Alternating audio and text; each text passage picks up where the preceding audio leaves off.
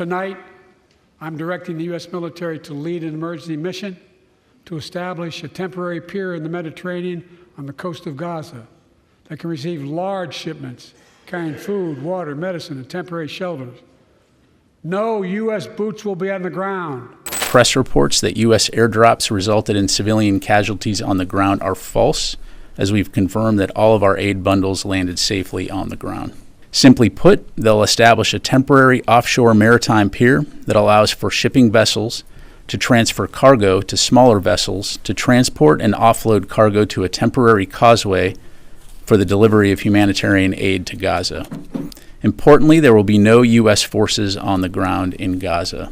And as for aid distribution, we'll have more details in the future, but we are coordinating with ally and partner nations, the UN, and humanitarian NGOs on the way ahead for distribution of assistance into Gaza. Finally, in terms of timing, we're working to set this up as quickly as possible, but we expect that it will take several weeks to plan and execute.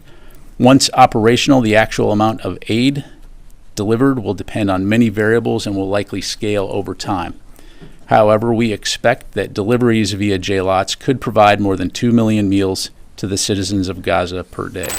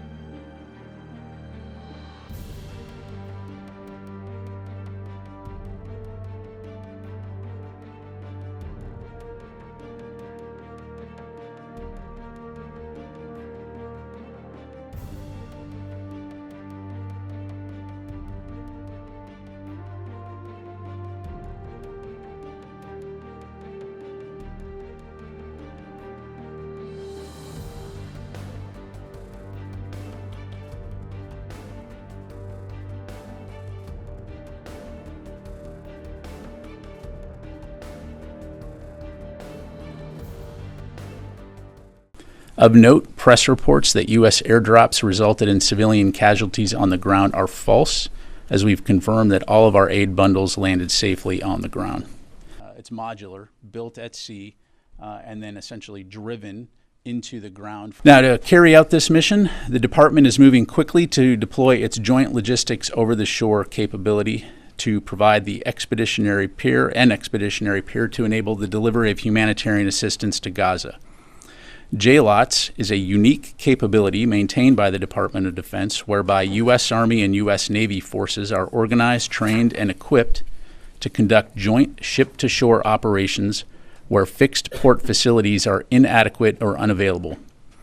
Simply put, they'll establish a temporary offshore maritime pier that allows for shipping vessels to transfer cargo to smaller vessels to transport and offload cargo to a temporary causeway for the delivery of humanitarian aid to Gaza. Again, as I mentioned, we'll be working with partners in the region to, of course, be on the... I think the key aspect here is that, again, we're working alongside partners and allies in the region, as well as NGOs to help implement this.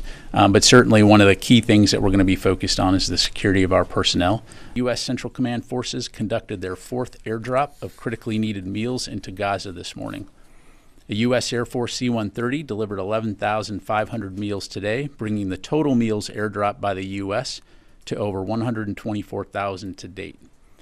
These humanitarian airdrops contribute to ongoing U.S. government efforts to provide life-saving humanitarian assistance to the people of Gaza.